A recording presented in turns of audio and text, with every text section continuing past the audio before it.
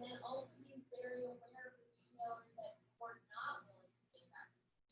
50% truly is the least that they can do.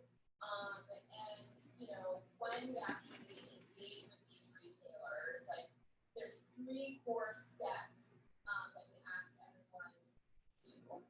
The first is about taking stock, and that's where we actually ask the people to do an audit internally, not just in their shelf space, also in their C-suite, also in their retail and corporate. See, a lot of these retailers will have, 50% people of color on their retail floor, but then 6% in corporate. That's horrible. That shows the problem. They're high in their marketing, like they'll have, 30% of their models in black, for example, but then they'll have like no board members that are black. So that's possible allyship. What are you doing to support your pipeline from retail to corporate? I need to know. So these are all of the questions that need to be addressed. But the first step is doing the audit, taking stock, getting all those numbers. The second step is ownership and acceptance of what those numbers are. So we ask people to publish all the numbers. If your Nordstrom, they have less than 1% of black owned business on their shelves right now. So, figuring out how did you get there, what part of it is systemic, what part of it is on your buy team, how are you incentivizing buyers to actually seek out Black-owned businesses to make sure that you're diverse? Really looking at all of the ways how you ended up at the numbers that you have. And then 3 is the commitment to growth, where we actually say and ask you, okay, which are all the different ways which you are going to pledge? We take it from an HR perspective, or taking it from a purchasing power perspective. Are you going to take it with your freelance creative talent? All of the different ways, and then actually benchmark out how they're doing that. So if you're at 1% right now, maybe you want to say we're going to double that every quarter. And then they actually have to check in with us and do an audit and make sure that we're hitting those benchmarks. This is going to be, in many cases, a multi-year thing, because we want to make sure as well that people are on board with Black-owned in the right way and giving them the marketing support that they need as well, so that we're growing the next Fortune 500 company, not just filling a quota. Does that make sense? Yeah, and so companies can be sort of all in, but they can be in on certain key points, or do they have to commit to the full show of changes? Yeah, good question. Well, I didn't create it to be super prescriptive, so I don't want to tell everyone this is exactly how you have to take it. But there's no panic where you're not going to have the full breadth of conversations, and I really want to make sure that people take it in as many ways as possible. There are some businesses, for example, that just aren't hiring right now and furloughed a bunch of people. So for them to say that they can hit certain metrics, this year or next year when they're not hiring anyone at all is a little bit more complicated. But that's also why it's important that we keep doing these check-ins so that we can keep pushing them. And as of right now, everyone's been really on board to do it in the right way, which is great. And on my end, even with the Wexels of the world, we're spending a significant amount of time on it.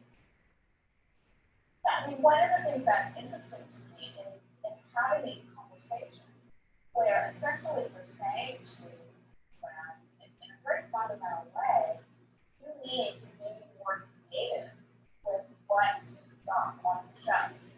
And it seems like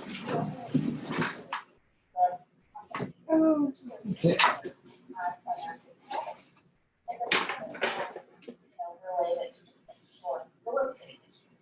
It is often that related to the fact that what they were selling, customers just didn't want. Right. I mean, listen, it's a big picture problem. Even for me, I have a lot of experiences with my own brand. If you bring in someone to buy Brother Belly, it doesn't understand what our brand is about, they're not going to buy it properly. That assortment is not going to be good, it's not going to be represented properly, and then it's not going to sell properly. And then you're going to see it say it's fine law. When really, you didn't have a diverse enough buying team that even understood the collection to begin with. So, there's a lot of people that are like, why are you only asking for shelf space? Why aren't you asking for more? And I think the beauty of the 50% cut is that you actually can't do the shelf space thing unless you address your entire business at large. And I think that's also, what we are seeing, what these companies are seeing, and it is just a start, but it is a really incredible, great start. And so for people that feel like, really rising to the challenge. How important was it to get a company like Vestel on board? One that is not in the fashion space and one that has a reputation for engaging with artisanal brands, bringing them onto the larger stage. It's incredibly important to me. I think all industries are so important to me. Actually, I didn't even think of fashion first.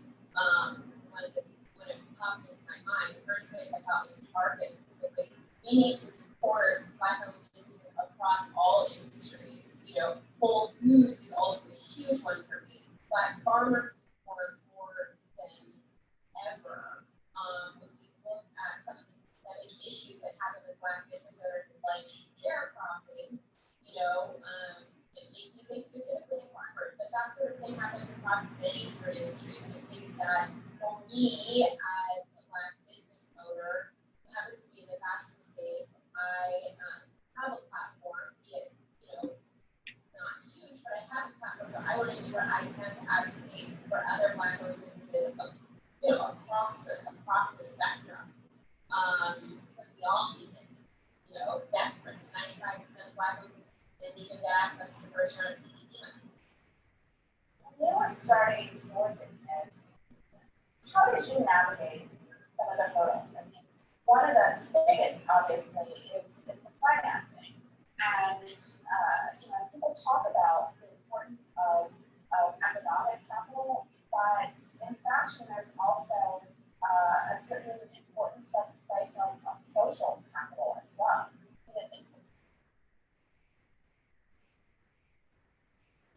Wherever and whenever you want. So wait, do movies anywhere now. It's all your movies together in one place.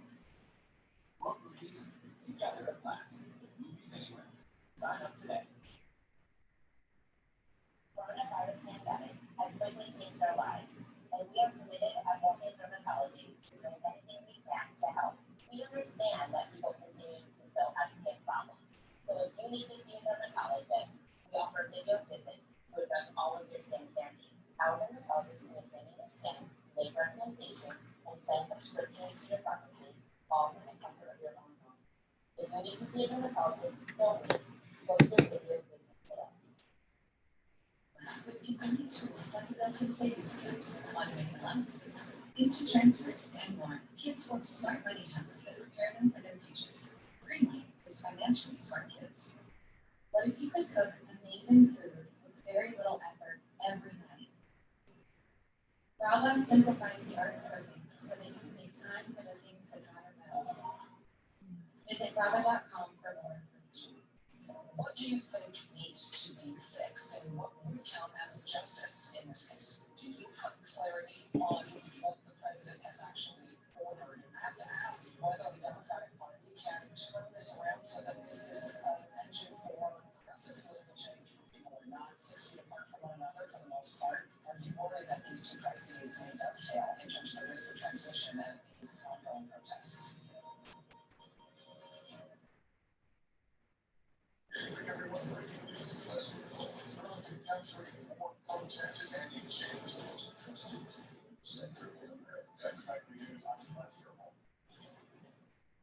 a situation like this, when the entire force is on fire, all the testing and contact tracing in the world isn't going to shut it down. It's going to have to take a lot of distancing issues and go back to square zero, as we were in March for any of these locations.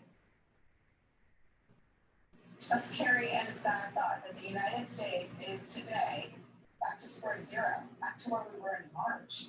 His assessment there matches what we're seeing in the nation's coronavirus hotspots in the South and West. Strained hospitals, intensive care units approaching capacity, and PPE once again in short supply for nurses and doctors on the front line. Just take a look at this graph, which shows that the daily case count in Arizona, when normalized for population, is now peaking higher than New York did in its worst days. Speaking of worst days, the United States hit another record for daily new cases yesterday, with more than 16,000, its fifth time hitting that marker in the last 9 days.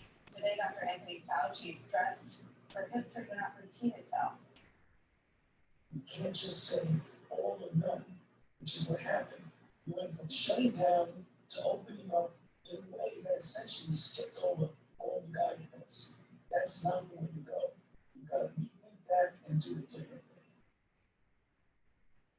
Joining our conversation, former Baltimore Health Commissioner, our friend Dr. Lena Wen, and Associate Editor for Real Clear Politics, A.B. Stoddard. Dr. Wen, I don't want these conversations to ever feel like Groundhog Day, but we are making new mistakes that are very similar to the old mistakes. And I remember when Georgia and Texas and Florida were reopening, and we kept looking up the CDC guidelines, which Dr. Birx actually stood and briefed at the podium in the White House press briefing room, and they included a 14-day decline in cases. I don't think any of the states that opened up had 14 consecutive days of declining cases. We are now ignoring our own advice again. How do we turn this around? You're right, Nicole, and I was thinking about this when we're talking about reopening schools too, because part of those White House coronavirus task force guidelines on reopening schools requires that we're in phase 2, which requires at a basis that we have a 14-day decline in the number of infections. Well, we have 40 states that are seeing a rise in the number of cases. So why is the president out there saying we need to reopen schools? Haven't we learned our lesson the first time around? I think we do have an opportunity to hit reset and say for the states that are undergoing surges that they should really think about having a shutdown again. This is what Dr. Fauci mentioned, because we have this suppressed level of infection. And for those states that are actually still on paper doing well, there is almost certain to be community transmission that's ongoing. Maybe they should hit pause on reopening, assess where they are, and really think through their priorities. AB, I want to ask you about the president's role in all this, because it is still inescapable. He is literally bringing COVID with him where he goes, and that's not my assessment. That is the assessment of the Public Health Department. Director Bruce Starr said this.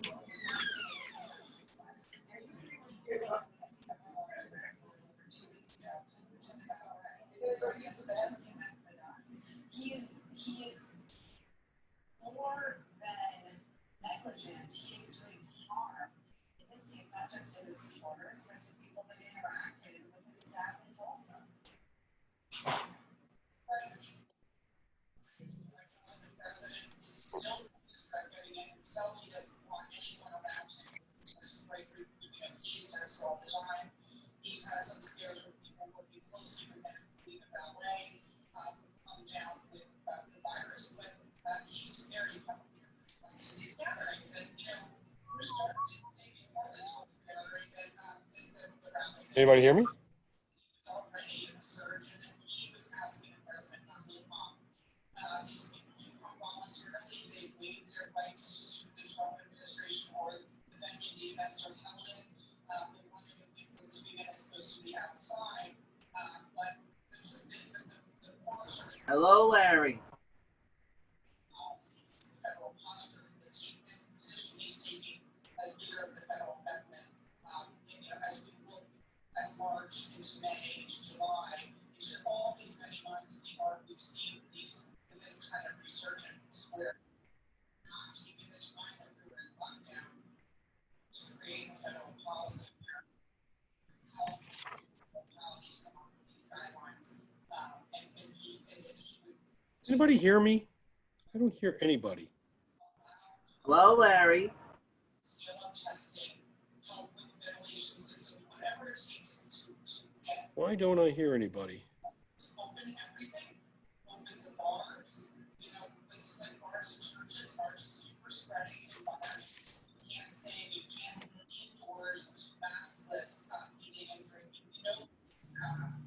still, it was just a focus. Hello? Hello?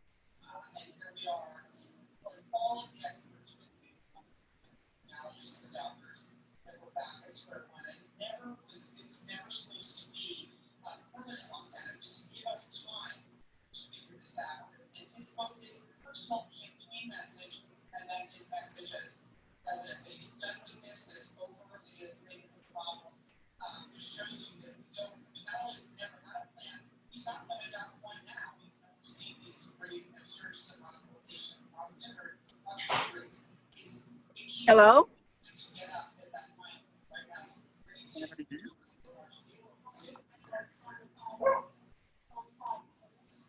It's very serious. And the World Health Organization has information about how we are indoor spaces. Can you explain that? Good night.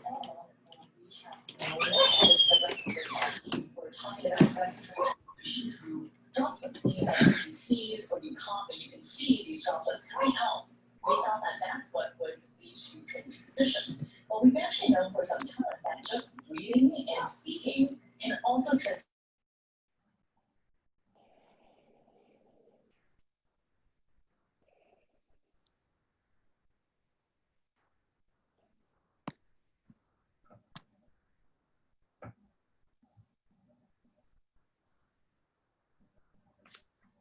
Is there any audio? Yeah, all right, I hear people now. It sounds like Larry. Hello, Sheila. Hi, Chris. How are you? You like my picture? Yeah, it looks great.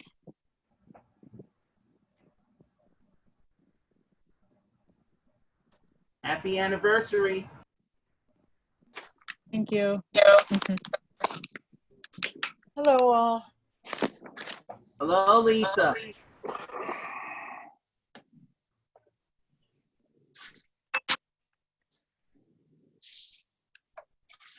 Okay.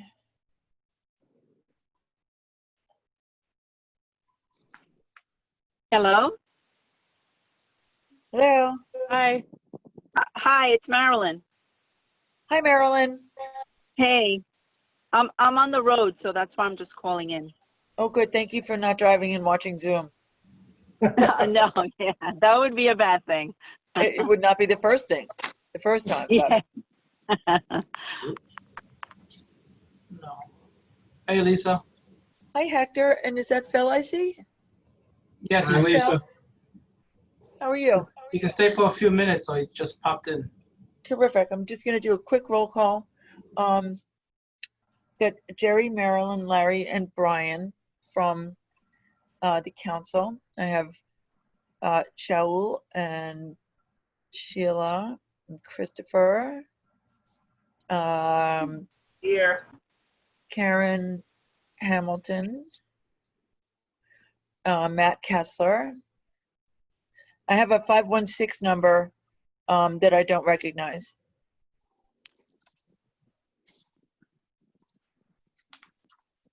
Okay, still don't recognize them, but okay. It's a lurker. It's a lurker. That's okay.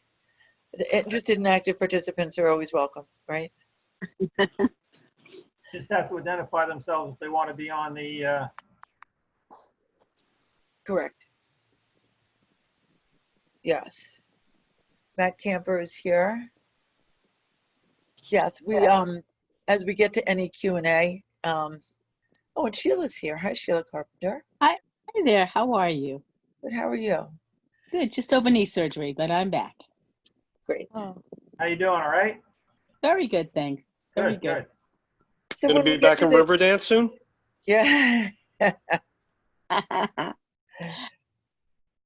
So when we get to the Q&A, though, as Jerry mentioned, we will take those according to those identified and members first. But Mr. Chair. All right. So basically, just we have a quorum. So basically, I just need an approval of July 9th agenda. Do I have a motion? Move to approve. All right. Do I have a second? I second that, Brian. Okay, all in favor? Aye? Aye. Okay, no opposed? Okay, we have the agendas approved. Did everyone get a chance to look at the May 14th meeting minutes? Yes. I've got one comment Okay, or correction. Just if you can just check, Lisa, my name is spelled wrong in there all the time. For what it's worth. Sorry Last about name that. is spelled. Yeah, it's okay. I go through life like that. That's your Sheila. That's your fault. is it correct on the I'll screen? fix that.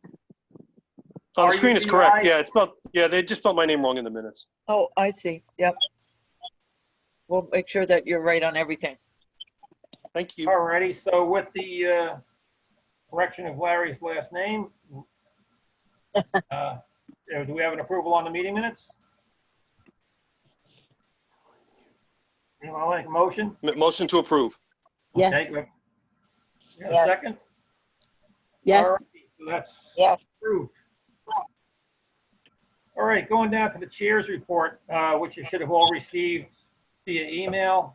Basically, what the chair's report was pretty much just a recap of the special meeting that we had last Tuesday, which was basically a reorganization meeting where I was elevated to the chairmanship. Larry became the vice chairman.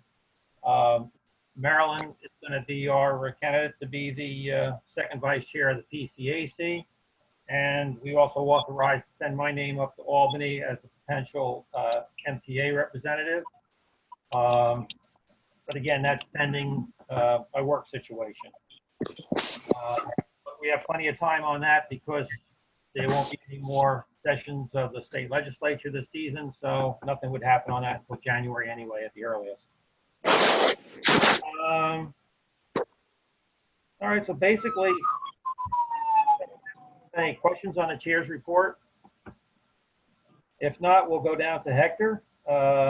And Hector's got a list of things that he wants to check off for us. Hector, you good? Sure. Oh, I thought it was going to be like Q&A. Oh, no, we figured you'd just give us a briefing on, You want to I do guess that? they sent you the agenda. Just, if you want, we could just go through the list and you can, that would pretty much be the questions. And then if we have anything after that. So I think the first and foremost thing on everybody's mind is the COVID-19 update. I'm sure you've seen it in the news today. It's kind of a big concern to everybody, how the railroad is handling it. All right, so we're still continuing the aggressive sanitation of the train fleet once every 24 hours and the stations twice a day. Right now we have just the terminals, the 3 terminals open in terms of the ticket offices, Jamaica, Penn, and Atlantic Terminal, and the Long Island stations remain closed for now. We're currently at 90% of our normal service.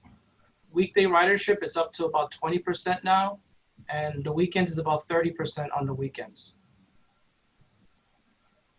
Any questions about that?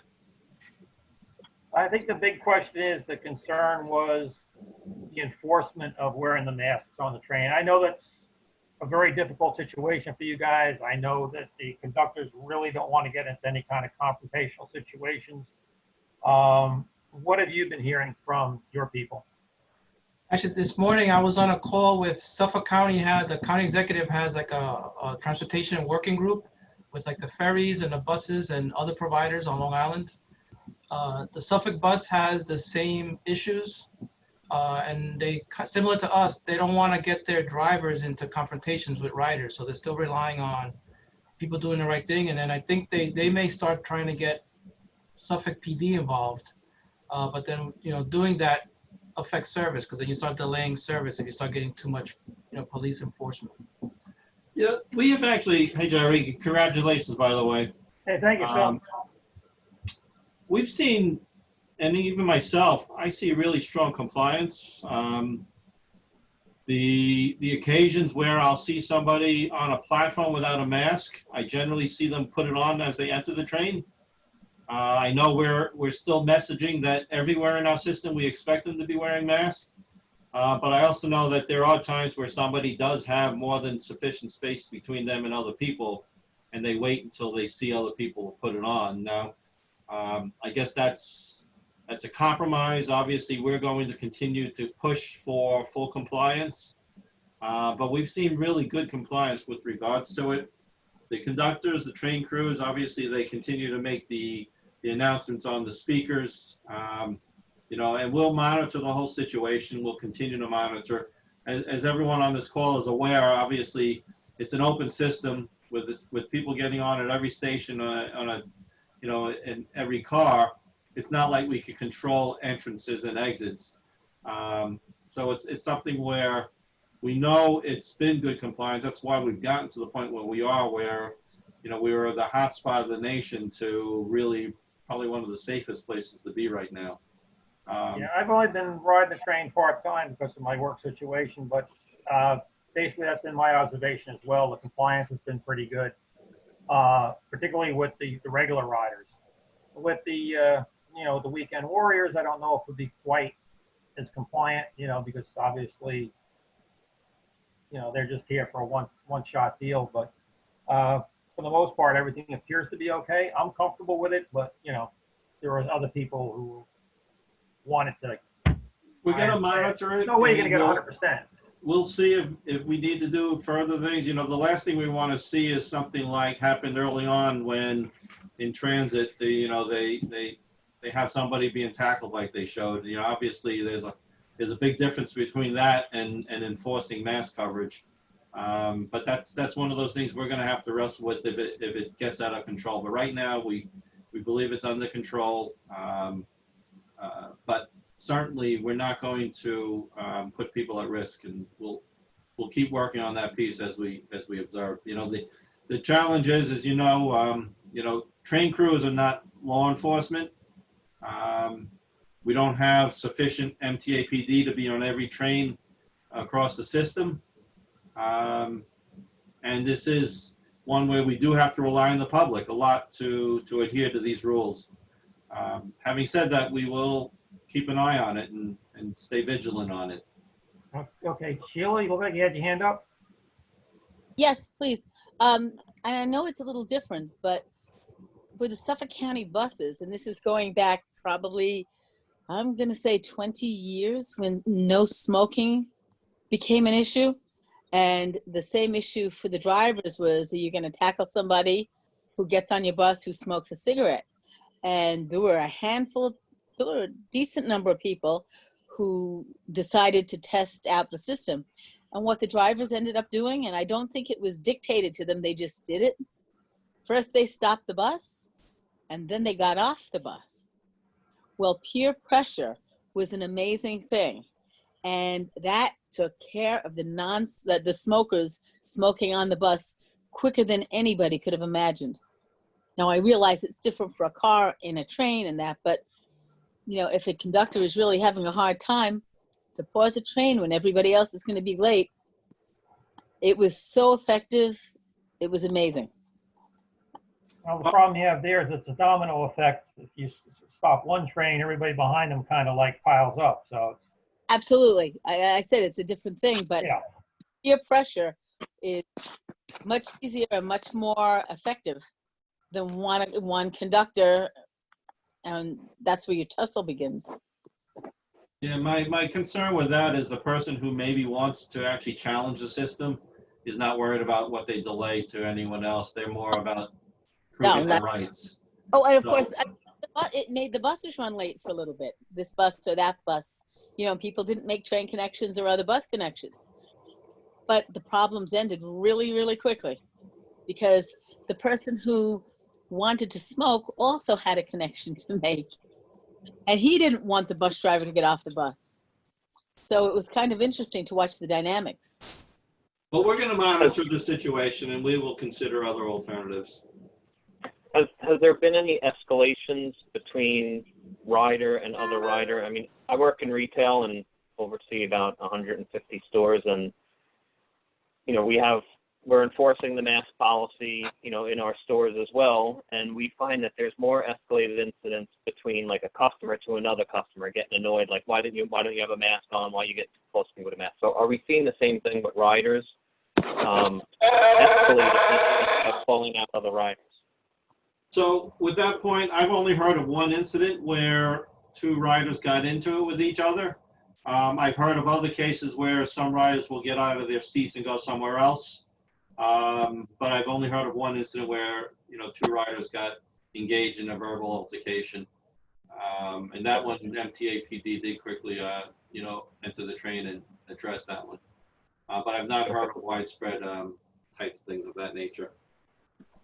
Good, thank you. Moving on to the cleaning of the trains, do you think, Phil, that you're going to be able to keep up the schedule of cleaning once ridership starts moving up? Well, yes, because the disinfecting that we're doing right now is not really affected by the ridership. It's just the contact time that we need, and we're running 90% of the train service, and I think for the foreseeable future that is going to be sufficient, to be able to let people social distance. It's more a matter of just making sure that we have the availability of staff.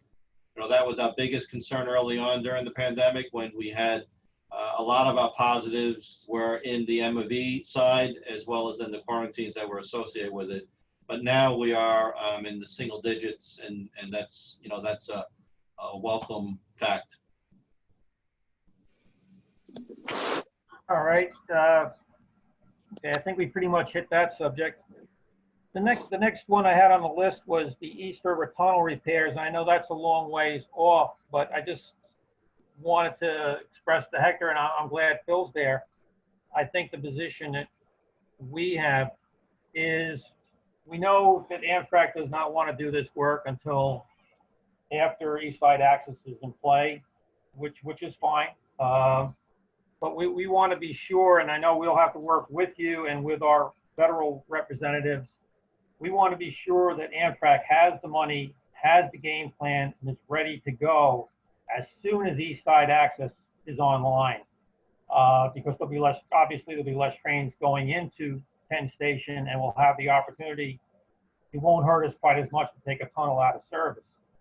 The other thing too is, and it's going to be an interagency thing, and we'll try and fight the best we can for it. We know Metro North is also looking to get into Penn Station once we get East Side Access online.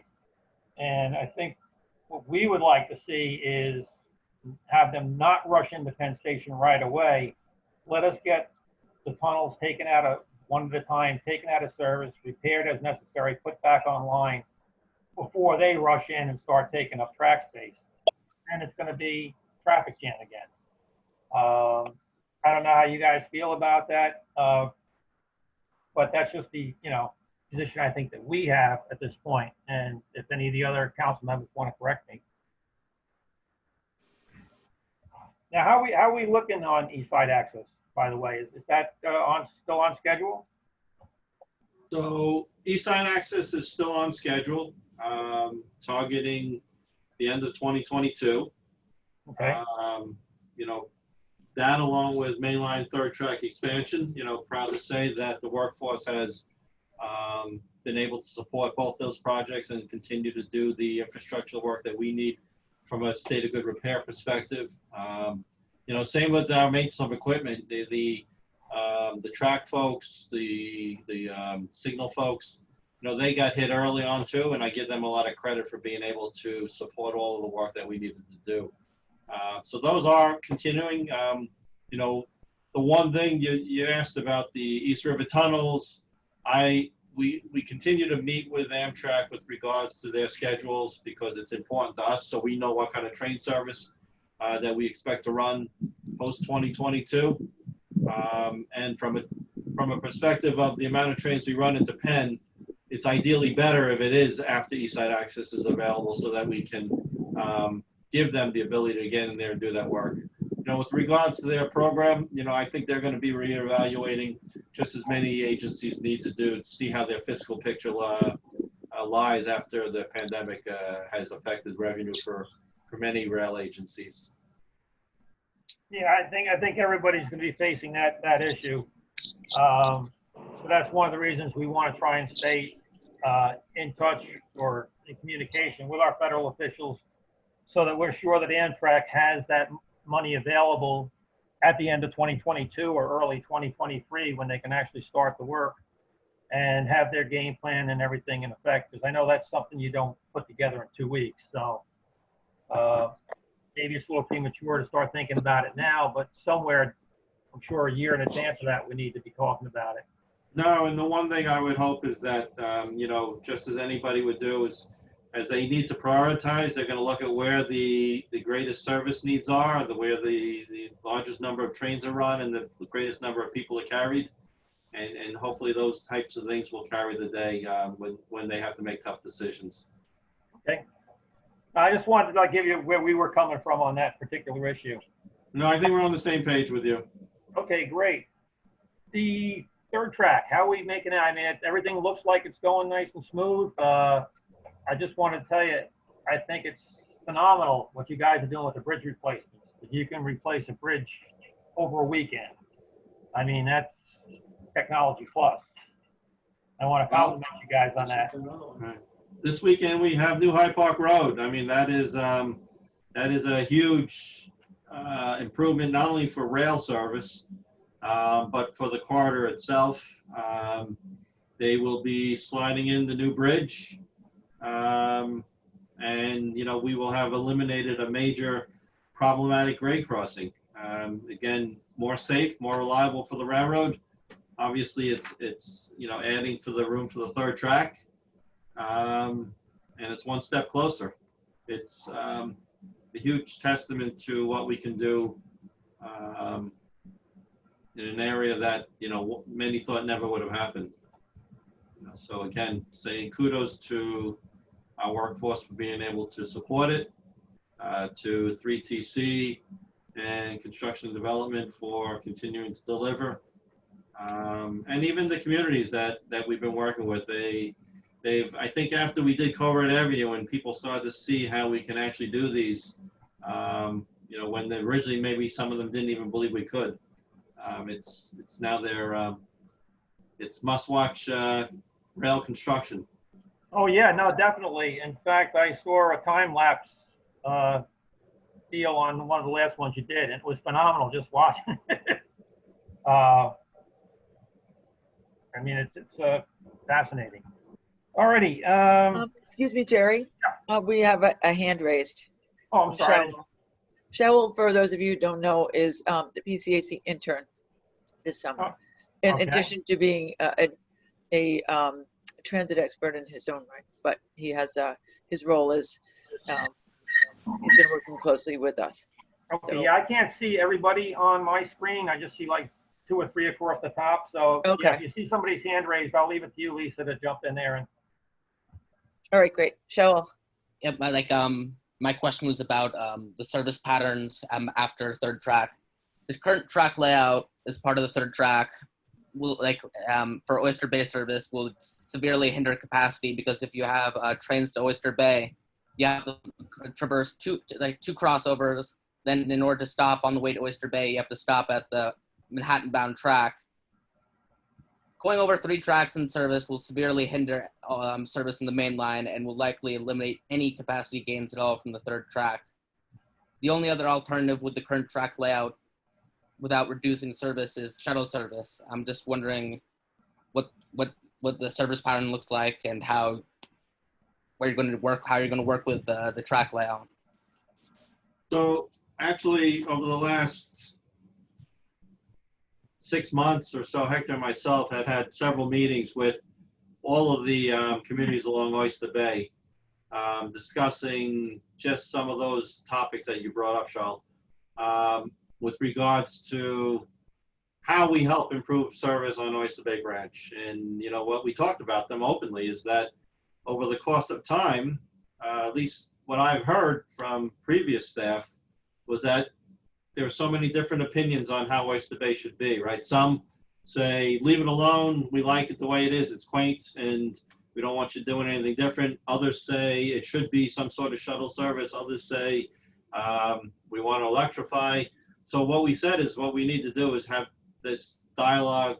We have a consultant proposal that is part of the 2024 program that's going to look at our non-electrified territory across the entire infrastructure help us set priorities, help us make some of these decisions. And what we committed to along that whole corridor is to come back and continue the dialogue, because the important piece, just as we saw with third track, mainline, is we need consensus, right? One community wants may not be what the neighboring community wants. And what is good for Oyster Bay, we need to make sure it works well for Mineola, because that's obviously a connection point.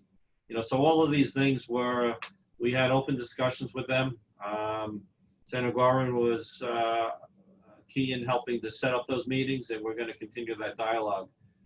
Certainly, the service planning folks are developing, you know, the 2022 service plan right now in conjunction with Eastside Access, in conjunction with the ability for reverse commute. So that is still in process, but improving service on Oyster Bay is on our radar for sure.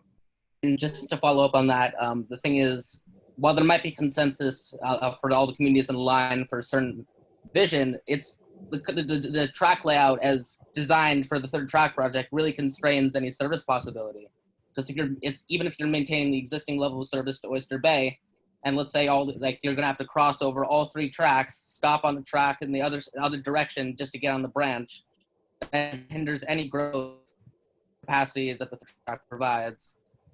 So No, we understand that. You know, those decisions made to minimize property takings when third track was being studied.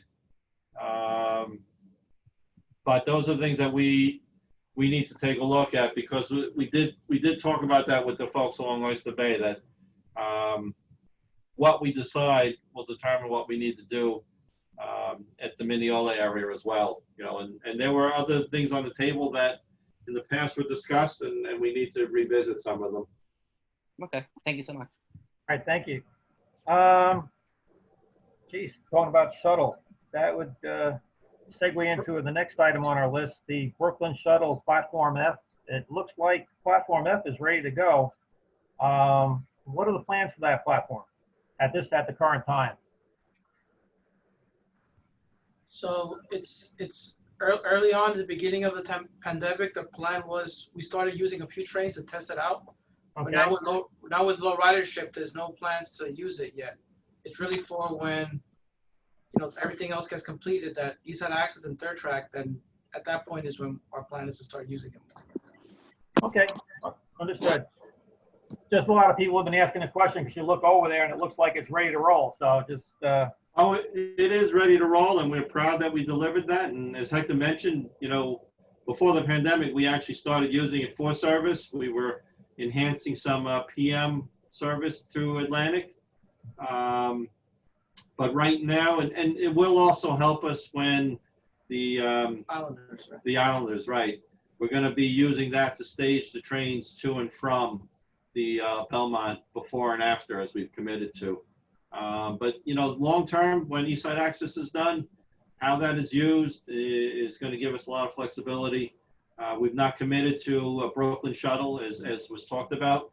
We're exploring the ability to retain single-seat rides, as well as, you know, perhaps increase service, some sort of combined shuttle / single-seat rides for people coming from the east still. Okay, great. Jerry, we have 2 hands raised. One is Christopher Greif, and the other is Charlton D'Souza. Christopher? Hi, Hector, and hi, Phil. I had 2 questions. One thing I was glad you mentioned about the 2024 capital, but I hope we can also study the Montana branch future, because the ridership for people going from just Spionk and going up, it's been increasing very heavily, and something may need to add a second track to go from Pashaw to Spionk, because if you have more room at Spionk to turn around more trains there, and, you know, it'd be more easier to not, you know, there's been a lot of people not just maybe go to the beach, but, you know, with all this, people like to go up for maybe the museums or something, because you do have buses that I think there's a bus there anymore at Spionk, but it still gives some people opportunity. The other one I'm still hoping, I'm glad you mentioned about the shuttle for Brooklyn, because since now we have Nostrand and soon East New York will also be accessible, I hope that there'll be still continuing more trains into Brooklyn, because that is a very good line for the Barclays Center as well. Because we do have shows still. When the shows do go back, they do have the Brooklyn Nets still plays there. Some shows still played there, and people like to go into Brooklyn, and it's an easier connection. Yeah, actually, looking at Montauk branch is part of the study that we proposed to look at. It's east of Babylon, where it's not electrified, east of Ronkonkoma, east of Huntington, and the Oyster Bay branch. So anywhere that we have, whether it's single track or not, or diesel territory, all of that is going to be evaluated, so we can prioritize which one should be the next place to invest in. I'm sorry, Hector, is there a study that is happening now or is about to get underway, or can we, No, there was an allocation in the capital program to do that. We have like our documents ready, but the program is on hold, so it hasn't proceeded. It's not out on the streets yet. Right. The only thing that's on the streets that's already started was the Port Jefferson. That was a separate standalone. Right. That's an electrification study? Yes. But sort of the similar thing where we're reviewing double tracking, electrification. We're exploring all options, because what we want to do is see which gives us the biggest benefit first, but not precluding all of the different things. Thank you. Charlton had his hand raised as well. Yes. Can you guys hear me? We can, and we can see you, Charlton. Okay. First and foremost, I want, as president of Passengers United, I want to extend my sympathies to Mark Epstein, who served this committee for many years and did an outstanding job. But my main concern with the Atlantic branch, and this is a concern since the overnight subway shutdown, right? The last train out of Atlantic Terminal is at 1:42 in the morning. So the problem is the subway shuts down at 1 o'clock. So the 12:39 train, there's a train before that that goes to Hampstead. And my biggest complaint about the overnight shutdown has been, why is it that the Long Island Railroad is not cross-honoring starting like at 12:30? I think that they should start doing that at 12:30. That would help a lot of passengers. And also, why is it not the whole entire Zone 3? I spoke to Hector about this 2 weeks ago. And the concern I have is, why is it that the city is paying $41 for me to take a cab from East Midtown all the way to my house, when the MTA can save money and I can get on the Long Island Railroad? And instead of having to get off at Jamaica and get a bus, I can just stay on the train to Queens Village. So it should be cross-honored, at Rosedale, Little Neck, Bayside, all those Zone 3 stations. But also with the mask policy, people not wearing masks, I do feel that the MTPD needs to enforce the rules on the train. And I know Matt Camper, he feels that free mask should be provided by the railroad. I agree with that. But there's some passengers who refuse to wear a mask. And I've offered free masks many times to passengers, and they refuse to wear it. So, that's a problem. And I think the MTPD needs to enforce that. So, that's basically my point. Also, but the Hollis station on the Long Island Railroad, I wanted to know, is Hollis now taken off the capital program, and East New York, and also Hunters Point Avenue? Are they still in the capital program? That's it, guys. Nothing has been taken off, but the whole program is on hold right now, so nothing is proceeding. Okay, and what about the overnight thing? Any news on the overnight? Can someone talk to New York City Transit? Because I've reached out to them a gazillion times, and I've not heard back from them. And I feel, to me, I'm sure Mr. Eng, and I'm sure you, Hector, will agree with me. Do you want people taking cars and cabs for free, or do you want people riding the Long Island Railroad? I mean, the MT is supposed to be promoting rail use and bus use, not cab use. So the city is wasting so much money on cabs when, you have empty railroad trains where people can get on overnight and they can go straight to Penn Station in the same time. We'll look into that. Yeah, thank you. And also the homeless at Penn Station, many of them are not wearing a mask overnight. They're coming up to people, they're harassing people at the machines. And I spoke to Hector about having a gate, like having the MTPD rope off a certain part of the ticketed area so that homeless cannot come by the platforms. So anyone who has a ticket, who bought a ticket, they can go into a gated area in between the, where I'm sure Hector knows what I'm talking about, where the restrooms are, where the platform concourse is. If they could just check the tickets and then let the passengers sit in that secure area. So they're not, the homeless and the people are not going through the trash, harassing passengers. I mean, it's gotten out of control there at night and something needs to be done about it. All right. Yep, but otherwise, Mr. Ang and Hector, you guys are doing a great job. We're very proud of you. We always talk about you, Mr. Ang, and we actually wanted to do a live stream with you and Hector to talk about, your plans for the railroad and stuff. But thank you, guys. Thank you. Sheila Carpenter has raised her hand, raised her hand. Yes, in response to that, we used to have the mental health organization that was located right there, because the majority of the people that you see that are homeless in Penn Station, if they could eat, they would buy a mask, but food comes before a mask. Some may not even understand what's going on because it's a predominant mental health issue. And we used to have Hector, do you remember the people that were upstairs? They were right by the elevator. There was an organization that helped out and took care of anybody with mental health issues, and they were fabulous. Is that LIRRCC? I cannot remember the name of them. They had the contract with Amtrak, I think, right? Yes, they were on contract. They're at the bottom of the staircase on 7th Avenue, correct? On the right side as you come down. And those folks used to come in. They would help out about mental illness. I think they're still there. Yeah, well, they were there for a while. Then I think they got defunded.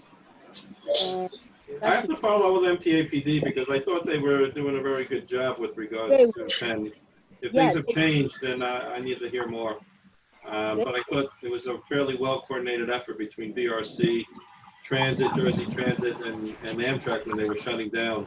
They really did a marvelous job because some people, if they needed mental health assistance, they helped to get them down to Bellevue if they needed that.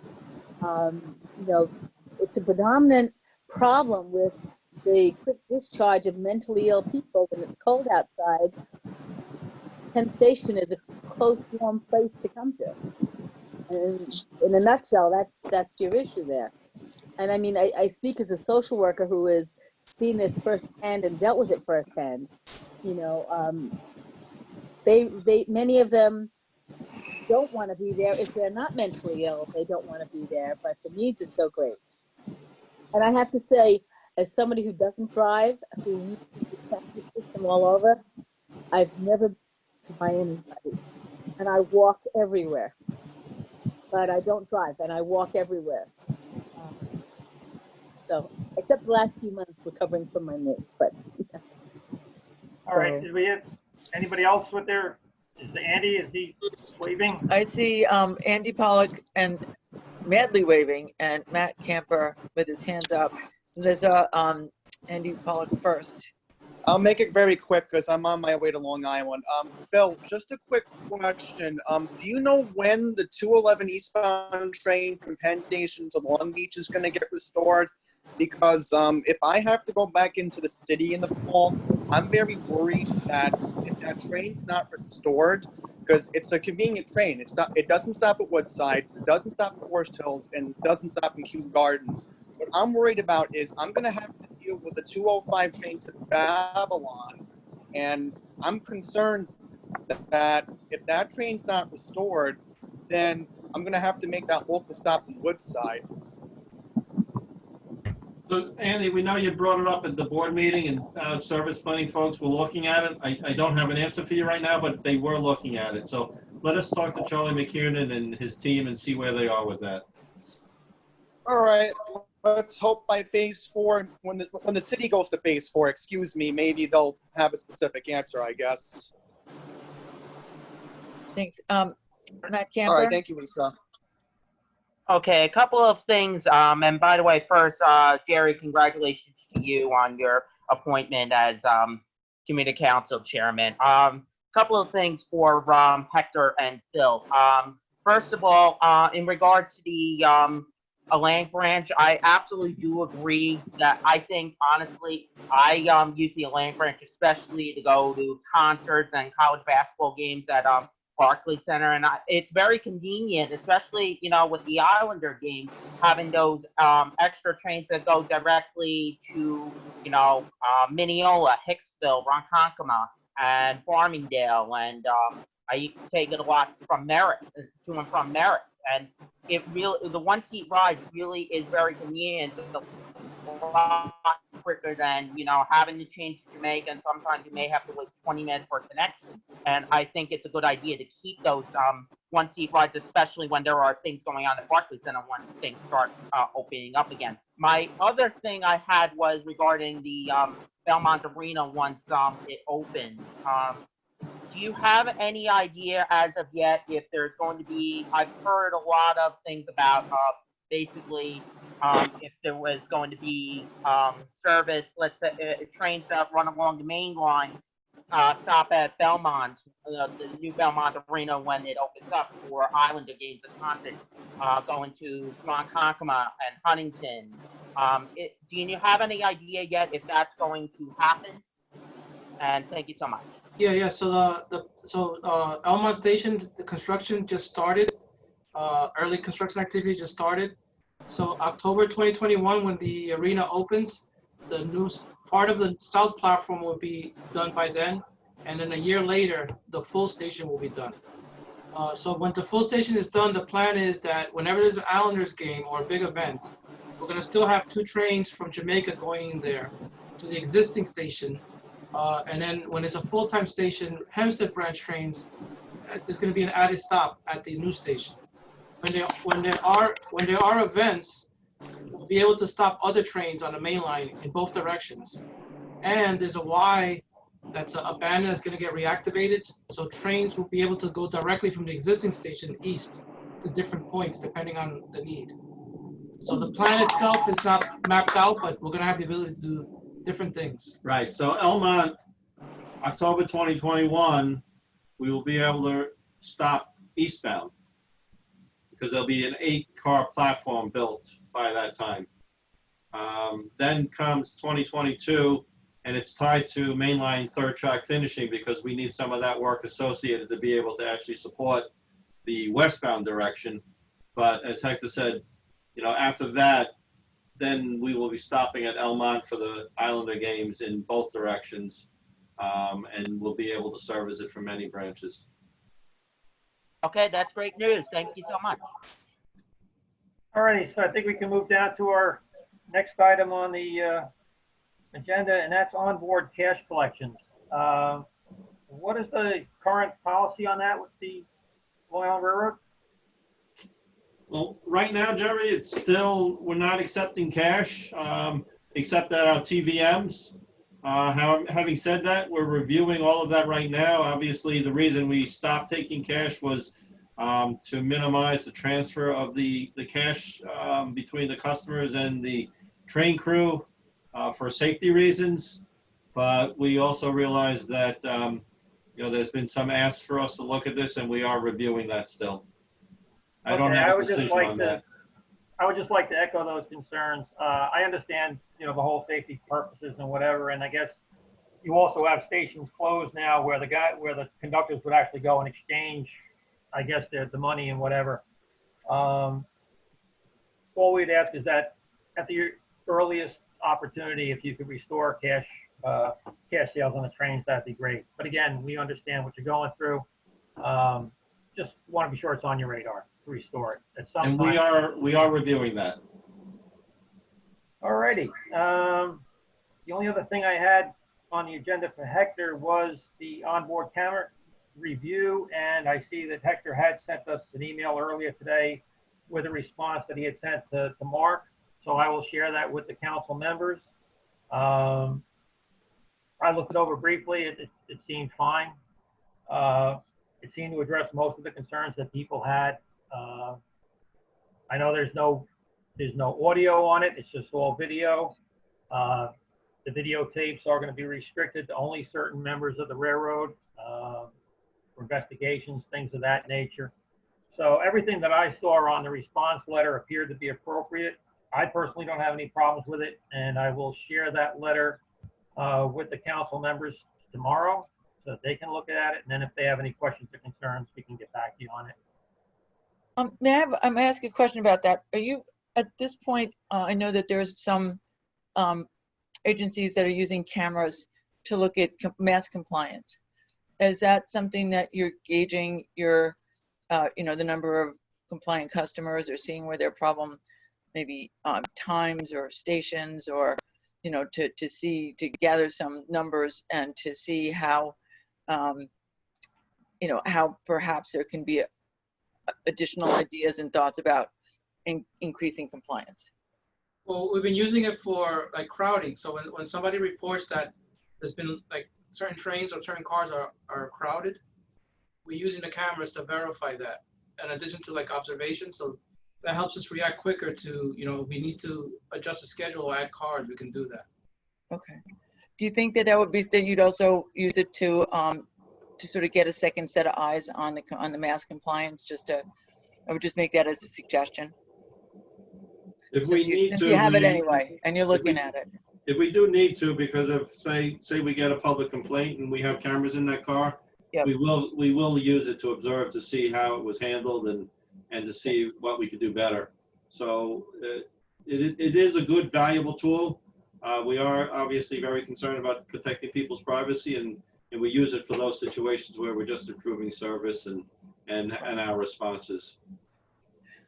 Thank you. I have one more question on the app, which I love, and which I really love, that you can stand at Jamaica and see where you should stand. The diesels don't have the same level of technology, right? They're going to have it soon. We're working on it. We will have it soon. Great. Is that like this summer? Because I have seen certainly an increase in the number of riders, as I'm sure you have too, particularly, surprisingly, going eastbound on Fridays and going westbound on Sundays and Mondays. That's a surprise to you? Well, how could it be a surprise when I'm doing it too? Yeah. But I am always looking at the app to see, okay, so where can I stand? That's gonna allow me to have better access to a less crowded car. Hoping it's a summer. Yeah, we're targeting soon, very soon. Thank you. This summer, we hope. Great. Sheila Carpenter has her hand up. Yes, that you were just talking about cash collection. How are you handling, it used to be somebody who's elderly or handicapped could board a train without a penalty fee and purchase their ticket on the train. Now, right, great, thank you. And, some of the areas where they would board from, I think Brentwood is a good example, where the ticket machine is on the north side. If you're going east, you have to be on the south side. There had been no ticket machine there, and there's no handicap accessibility there unless you walk the full length of the block, actually, because you have to walk around the block behind the buildings to get access to the area where there is a ramp to board the train. So if these people cannot buy a ticket on the train with cash, if they don't have a credit card or something like that, you're looking at people who may not be able to use the train over the cash. And I'm wondering whether or not we can give the conductors some flexibility here, where they can, in fact, or I just want to put it out there that there's a whole population of people that are being excluded here the handicap and the elderly being a big chunk. I mean, they're not, they're gonna be able to ride the train. There's no penalty for anybody that's handicapped. If they don't have cash, they can, they can just mail us in the money or pay us. So That's the piece that I wanted to make sure people were telling people. We're not prohibiting them from riding. They're allowed to ride. Right. And we allow them to send us the payment. No, right. Good. That's what I was. and actually now they can do it online now. They Yeah. don't have Population of people that might not have the computer, that might not have the Wi-Fi. We're talking about school districts sort of worried because kids have to go to school and they don't have Wi-Fi capabilities. These are the same parents that might be traveling, and it's something that I don't think we can forget. Right. And having said that, we are continuing to review the ability to bring cash back too. So, they just go hand in hand. As long as they don't get asked to leave, they've got their ride. Yes. Thank you. All righty. Does anybody else have their hand up or? Charlton has his hand up. Okay. I had a quick question about the city ticket and Atlantic ticket.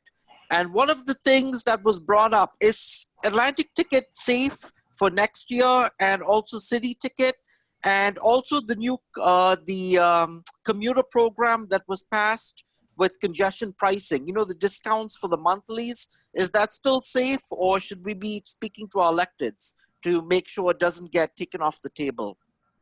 I don't know what's in this environment. I don't know what's safe. Anything that's active right now is continuing. Anything new is on hold. So no new discounts are going to be implemented right now. But anything that was in place is still staying until further notice. Yeah, I don't think it's that no one wants to support the new things. It's just that there is a revenue there to do it. And that's all the decisions that others have to make right now. I don't think anyone's taking them off the table. It's just a matter of whether or not the money is there.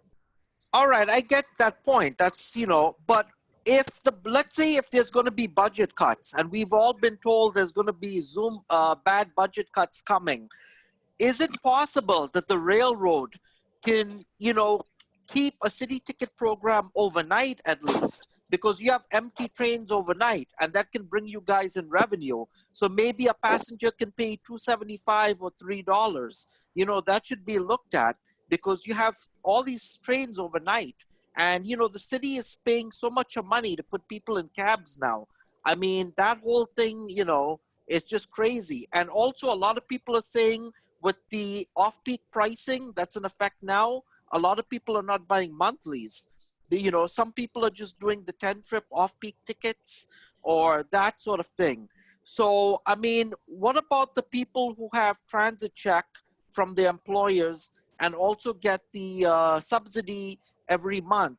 Is there any way that the refund process on the railroad's end, is that being dealt with, or how is that being dealt with? Because on the LIRR Facebook page, the Railroad page, passengers are complaining that they're not getting monthly discounts. Many of them have like 30 tickets that they haven't used. How is the railroad going to handle the refund process? We haven't changed our refund process, so if they're eligible for a refund, they can certainly submit it. Not sure if you have specifics, we can address them. If there's somebody who has something they want to reach out, we could personally address those one by one.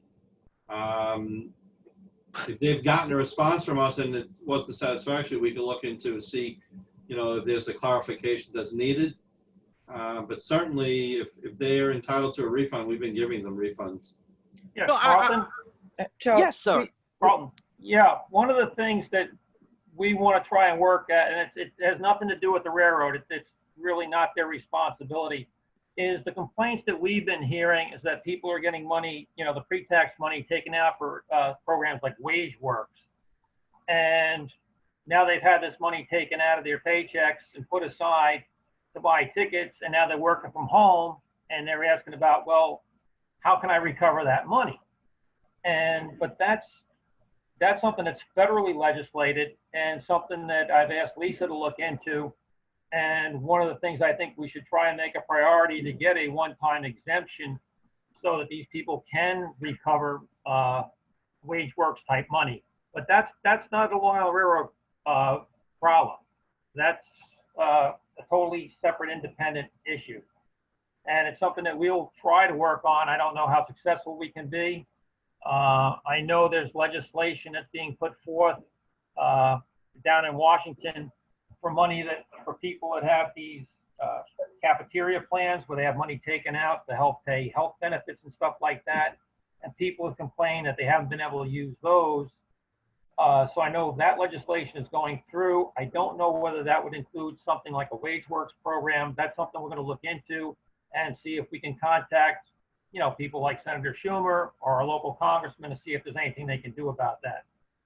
But that's not a Long Island Railroad refund situation. We have, so there are, well, Larry has a question, and then Karen, and then Christopher. So let's go, and Jason, sorry, Larry, go ahead. I think the thing that most of the riders are a little upset about is the $10 refund that's going on. You've got somebody who's got 9 tickets, that's $90 that they're not going to get back. And Charlton, I've seen on the same website, people have said the same thing. They've got like 12 or 15 tickets that they purchased, they're unused, and if they send it back, they end up having to owe money because the ticket was $9.99, $9.55 or something, and then the railroad says, "Oh, sorry, there's nothing." It's that $10 refund that's killing people right now. And I think maybe, Phil, that maybe that's something that you guys should consider waiving for a period of time, because that's one thing that riders are really pissed off about. And we had written a letter on that 2 months ago, I believe, and the response that you said was that you were that it was being looked at as a larger MTA issue. So I don't know if there have been further discussions at the agency level, Bill or Hector. But if somebody, an individual has, like, say this person that has 9 tickets that they had from March, which obviously we know what happened then, they should just write to us and explain their case so we can look at it. Right now, we can't change the policy, but we can, look at the individual case and see if anything can be done.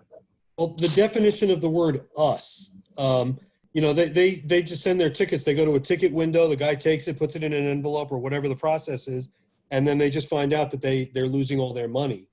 And that's what a lot of people are pissed. And a lot of people aren't returning the tickets because they know they're only going to get 10 cents.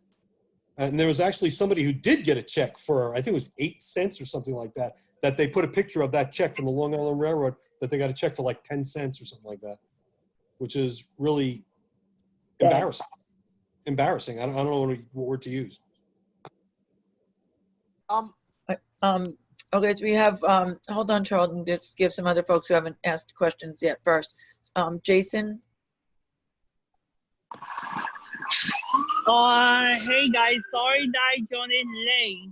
A couple of things that I want to ask. Phil, are you ready for tomorrow's storm?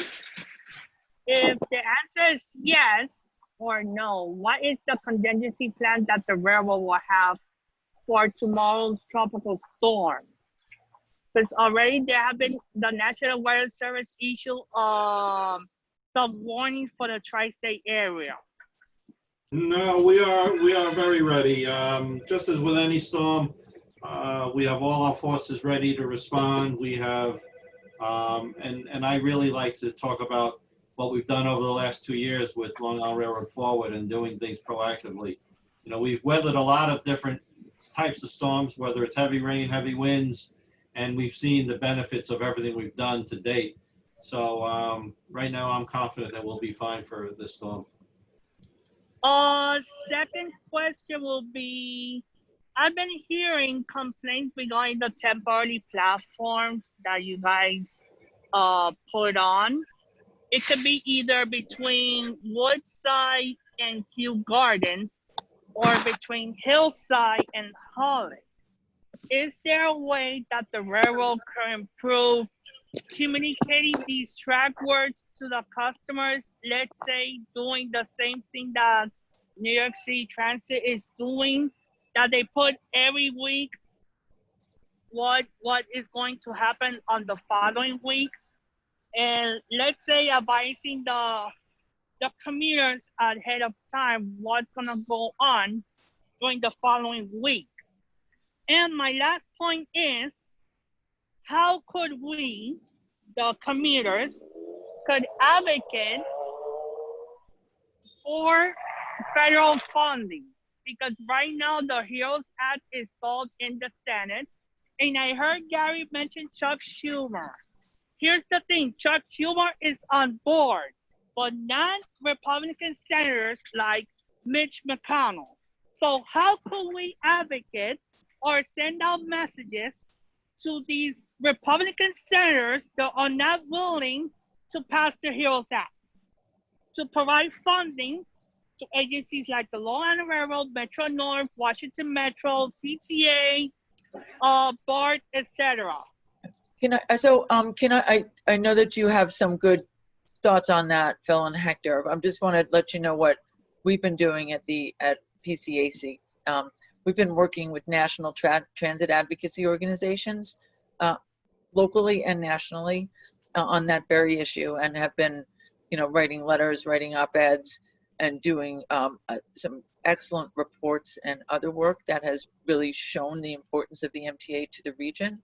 We'd love to get some of the specifics, if you have it, for the Long Island Railroad contribution to the economy, and to a breakdown for the railroad. That would be great in helping us to make that case.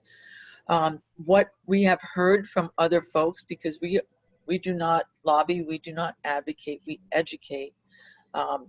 But in educating other riders, we can say that if you have friends or family or know anybody who has relationships in another state, that reaching out to those senators who may not be on board would be helpful. From everything we understand, between now and the end of the month is crunch time. So this is the time to make those calls and do that outreach. And if Hector and Phil, if you have that information that has a little more of the details of the economic benefits and to the region, to the city, to Long Island, to the counties, however, whatever, that would be terrific for helping us make our case in education pieces. We'll look at what information we can get you, Lisa. Alrighty, and last point I want to mention, I love the LIRRCC app. It's very seamless, and I love all the features that the app has. Well, thank you, Jason. Wait, we were all on the edge of our seat waiting for the but, right? Thank you. Christopher had a question, and Karen Hamilton has a question. One thing just to add for Lisa, I was looking at the app as we were all listening, and I was looking at it, and it does tell you how many cars on that diesel train that left at Penn Station at 5:10 going to Spion. At least it still tells you how many cars they are. But the only question that I hope we can, when it gets more upgraded in the near months, can we also put where the accessible spots are for the wheelchairs and walkers and canes who have to sit in that designated area? So we can work on that in the near future, because that might be even easier. And maybe we can also add this like alert something for the Long Island Railroad Cares to do a little something so they know, because there are some areas they don't have the care staff, but at least there's something alert that be added to the app to help someone out in the future. Hopefully that can be done. Oh, and Sheila, just to let you know, it's accessibility now we used. Right. Just letting you guys know, because you are deaf. I agree with her earlier what she said, because the policy you just said, the first time I ever heard before, but there are stations, and I agree with her, that if the machine does not work, or a person does not have credit cards, phones, and technology, it is still an issue that the conductors will still not let them on the train. So I'm glad you're saying that, but please remind all conductors that, please, for the accessibility and seniors and low-income families. Thank you. Karen Hamilton has a question, has her hand raised. Hello. My question is about the validity of e-tickets, the length of time that they're actually still in effect. I had bought some tickets earlier in the year, and of course they've expired, but they no longer show on my e-wallet. So I wanted to know what the railroad could do for future to extend the amount of time that the tickets are valid. But I can step out when it's needed. Are you ready to go? Yeah, I don't know what it is. Can you email me the information? hgarcia@lir.org, whatever your case is, and I'll get back to you. Right, but I'm just saying in general, like say for instance, if you buy a 10 trip and it's good for like, I'm just gonna make up 3 or 4 months, can we just extend the time? Because say I don't use all those tickets, they expire after a certain amount of time. I think that's part of the more global answer from MTA has to make that decision of, you know, what everybody's going to do. But we'll look at it. Thank you. All right. That was the last issue that I had. Charlton has his hand raised. Okay. I just had a quick point about the hand sanitizer. You know, they have it on all the platforms in New York City Transit. Is there any way on the Long Island Railroad by the restrooms that they can put hand sanitizer pumps, or even by the ticket machines? Because when you touch those machines, a lot of times you don't know what germs is on that stuff. And also I had a question about when you buy an Atlantic ticket at the ticket machine, and sometimes, you know, the date doesn't print on the ticket, or sometimes even if you buy a one-way ticket, the smudges, like it doesn't print out properly. Now, what happens if you go to the ticket window and the ticket window is closed? And what is the policy for conductors on that? I don't know if I understood the question. You're saying the ticket does not have a date on it?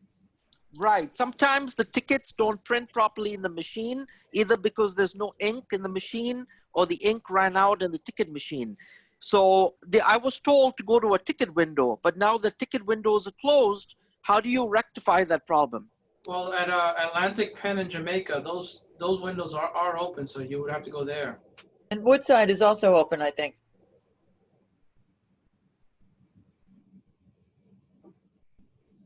And we do have hand sanitizers at a number of our stations, Charlton. So we are offering and providing it at stations. It's just not at every location. It's at our busiest stations. Yeah, because I haven't seen it at Queens Village. And the problem at Queens Village is a lot of homeless people are hanging out over there overnight. There's a guy who rides the elevator up and down all night. You know, this is becoming a headache. And I know, I'm sorry to keep complaining about this, but people who live in the city are experiencing it. And I think it's because the MTPD now, the MT Police Department, is being deployed to cover the subways. So the problem is there enough police officers for the Long Island Railroad and even for Metro North? That's something that I guess you, Mr. Eng, will have to have a discussion with the chief of police. Well, we'll talk to PD and BRC about homeless at Queens Village and have them follow up. Thank you. I appreciate that. Sheila Carpenter has a question. A quick comment on that. I think it's really important that we acknowledge that it's not a police issue, and very often police do not know what to do when they have to encounter somebody who's mentally ill. No, understood. We're going to have BRC with them. Police would just be there to support. And BRC would be handling it. And they did a wonderful job. But you know, when people, and a lot of people, those are cities that have been dehomed, and those are the areas that they come from. So it's not like they're coming in from elsewhere. They know these subway systems because that's where they've lived. And that's the hospital that they've been discharged from. And sometimes very inappropriately discharged. So BRC they've done a wonderful job when they were up and running. They really did. But the police, frankly, don't know how to do it. It's hard for them. It's not what they do. It's not where they're training. Sheila, I agree, but you should also read the IG's report on BRC. Thank you. Yeah, because BRC, there's room for improvement. Wait, hold on. I'm going to ask Andy Pollock to please pull his mask up. while he's sitting on a Long Island Railroad car. Because BRC guys, the Bowery Residents Committee, they don't do anything. Like there's been times I've approached them and they'll just tell me, oh, there's nothing we can do. So I think that there's a problem, and this has actually been chronicled in the New York Post. Videos have been done by people on YouTube showing. I think the MT needs to end the contract with BRC and bring in a different agency. This is a whole different conversation. Yes, sorry. That's sort of like, let's put that in the parking lot. That's a whole different conversation. It's all very valid points, but we could be here for the next 4 hours. Hey, Lisa? Andy, thank you for letting me know. Hey, Lisa? Yes. Yeah, let's just put that on the agenda for next month, though. Sure. Because I agree. I heard the exact same situation. I actually read the exact same article in the Post. I think they even had a picture of a homeless person sleeping right in front of the door for their field office at the bottom of the escalator at 7th Avenue. Yeah. Apparently, they're not supervising properly. So again, this isn't a Long Island. I don't believe it's a Long Island Railroad issue. It's either an MTA or an Amtrak issue. Whoever hired them out. But it is a concern to our riders. So I think it's something we need to find out who's responsible for them, and what we can do about it. So again, we could be here forever talking about that, but let's put that on next month's agenda, and let's see what we can find out between now and then.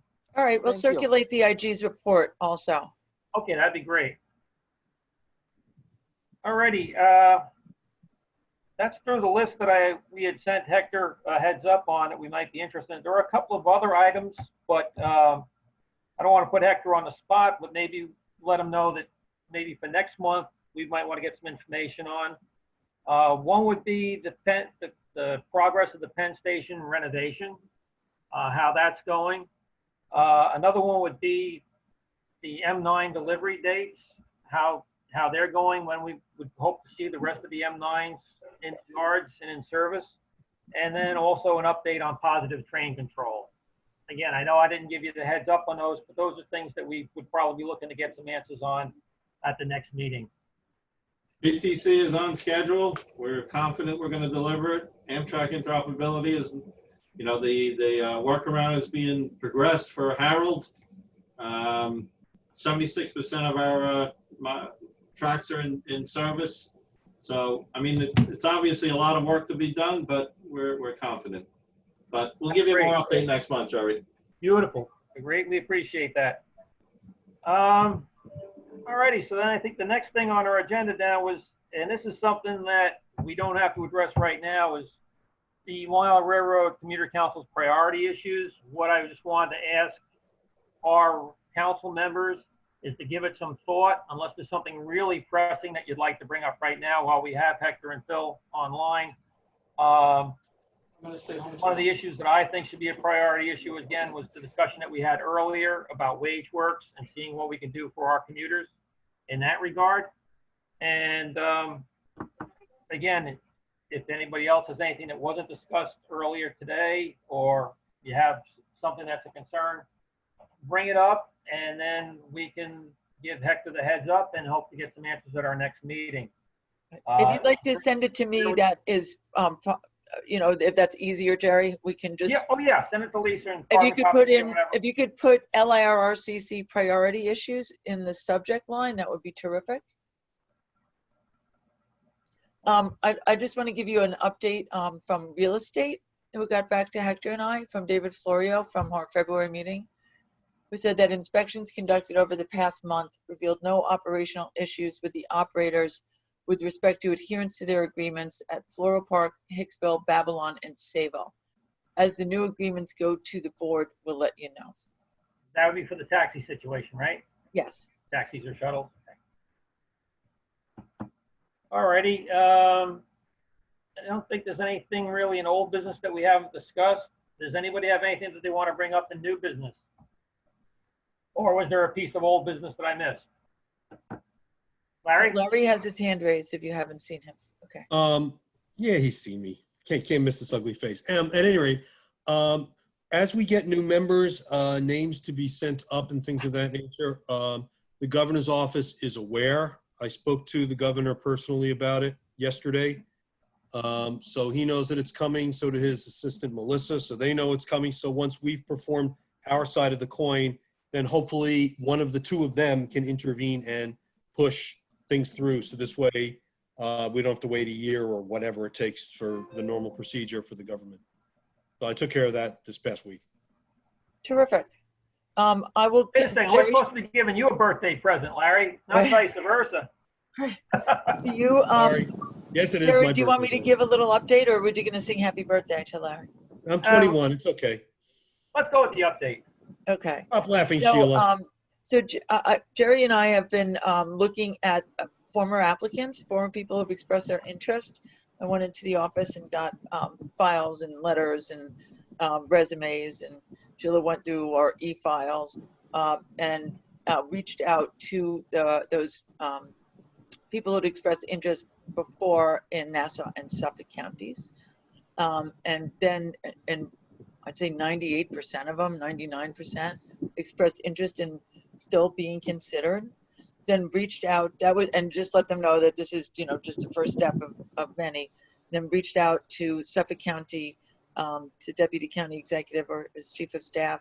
She got back to us in 5 minutes, said she'd absolutely like to discuss it, like to see the names, let's cross-reference them. And then, she'd do what they could now that Long Island is in phase 4. They have a little bit of breathing room again toward normal. So that's the next step is, on my part, is to send the names to them and then to set up a meeting. And then Jerry has has other contact with the governor's Suffolk County representative. We'll be reaching out to her as well. So now just trying to reach out to Nassau too, to Helena Williams, and just awaiting a response from her. So things are, for Long Island Railroad Commuter Council, there have to be 3 names for each vacancy that's sent up. And we, with the removal of Ray Pagano, have 3 in Nassau and 2 in Suffolk, in addition to the Brooklyn and Queens vacancies. And Queens there's not going to be any movement on until there is a Queensborough president. So I had a question. How can, members of Passengers United, at least one of our members, get on the LIRR committee? Well, it's yeah. I live in Queens Village, but Jason lives in Brooklyn. Yeah. Jason Anthony. So then what happens is that you would send a letter of interest and a resume to the Brooklyn Borough President's office, but copying us and asking that they be considered.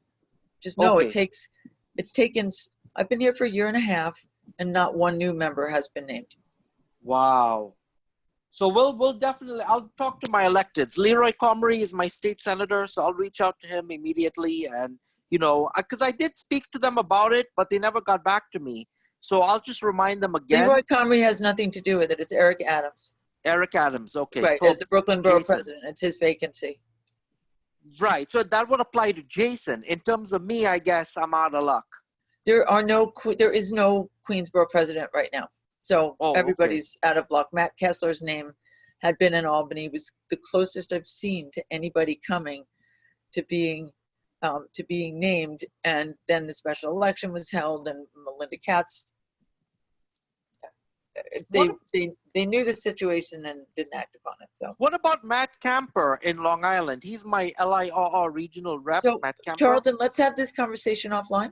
Okay, I'm sorry. Okay, I'm happy to have that conversation. Sure. But you have my email address, etc. Yes, I do. Okay. All right. Great. Thank you. All right. That'd be the old business. Anything for new business? Anybody want to bring up? I just wanted to congratulate you. You're doing a great job, Mr. Chairman. Thank you so much for your leadership. Thank you, Carl. Yep. All right. Before we conclude, does there anybody have any last questions? Or is Matt, are you waving your hand there? No, I'm not. Okay, sorry. I'm good, Jerry. Thanks. All righty. If nobody has any further questions or concerns, do we have a motion to adjourn? Motion to adjourn. All right, you have I a second that. I second, Brian. All righty, all in favor? Aye. So the next Hearing none opposed? LIRRCC meeting is scheduled for, PCAC meeting is in September, at which Marilyn's name will be advanced as the second vice chair, because that's a formal step there. And then the next LIRRCC meeting is in October, unless you want to meet in August, and that is certainly an option. It's not, it doesn't spell out anywhere that it's not. It's just been, I guess, practice not to. No, we always have an August one scheduled. It's just been coincidentally the last couple, we just didn't have enough members.